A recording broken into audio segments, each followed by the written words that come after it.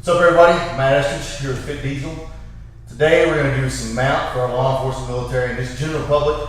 If they get in a bad situation, you guys know Bam Bam or Matt McLaughlin. What's up?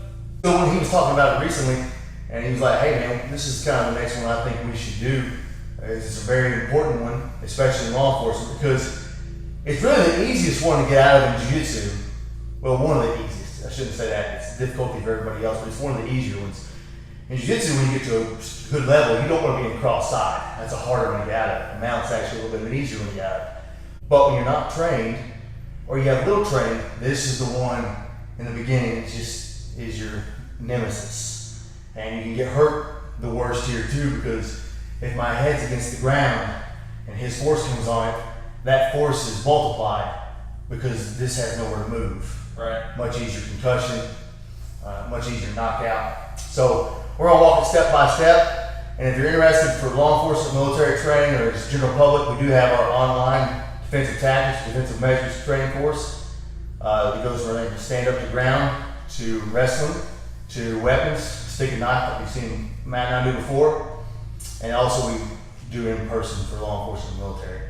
So the first thing is you're always gonna be covered, and everybody covers different. Some cover their face, their hands down, some cover this way. I don't care how you choose to cover. You just need to have a connection of elbow to hip and face to be able to cover, and your chin is tucked and your head's off the ground. The second this person, some people wait till they punch. You can do that and you can buck your hips, or oompa they say. I would rather you not do that. As soon as that person climbs onto you here because you've made a mistake, you should be hipping forward to make them touch. At this point, you don't necessarily want to reach up like this because they can get a really high mount, and I'm not going to have Bam do it, but you're reaching up with a collapsed elbows in, and you're wrapping around and tucking tight. And even as big as Bam Bam, 360, you can wrap your arms around and grab, depending on your arm length. They're going to raise back up and try to punch you again. At this point, you're bumping them or ooping them back down. There, in that phase, there's going to be a moment, in that moment, where you're getting your elbow here and off to your side. All I do is switch my hips to my side and looking at you. This elbow is against the thigh. This hand's still here holding on. I'm pulling myself tight into the stomach and chest. This pushes down. This foot can help you pull it over if need be. And then you're here. You might have a couple oompas because they're getting back up before you get to here. It might take a couple of iterations. I'm underneath him, and I'm going to be tucked in and have my face this way for the camera. And I'm going to do the same exact thing to this side that I did here with the elbow and the leg work. But I'll let you see it from this angle too. I'm here. I just pump it back down. Same thing. Elbow, my side. I'm pushing with my hand this time because his hip's a little further away. So I'm pushing with this hand. Bring the knee in. As he raises back up to hit, at this point, I'm underneath him really well. All I gotta do is pull back down, punch. From here, this is when the knee can come in. Just like this. Now Bam Bam will sit up so you guys can see. I'm wrapping here. Knees around, and I was here. I can push here, this knee's blocking. So if he punches now, I can collapse a monkey grip. Punch with this and Bam Bam. And have this. Now you've seen this in MMA. You've seen this move in MMA. Just watch enough of it. People get mounted. You'll see them get out in some form or fashion like this. You'll see the other ones too where they block a foot, block an arm, and roll over. But you see this a lot because people don't usually fall for that at an advanced level. From here, my law enforcement military, look, your guns will be on your hip somewhere. At this whole iteration, that gun was way underneath his hips. Not near as reachable as usual. Now we're here, you just sit back. Even if he's punching and pushing into you, heavy, once you get a foot up, now you're in a really strong position because you can kick people off, and people that know and fight in your position. He's going to stand up and move back and reassess, or try to push into you to try to come by you, or something like that.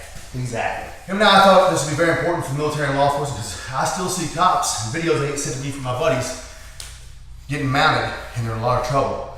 And it takes a second officer to get there. Some of my cops out there, you probably see plenty of videos where the guy's mounted, or the officer's mounted,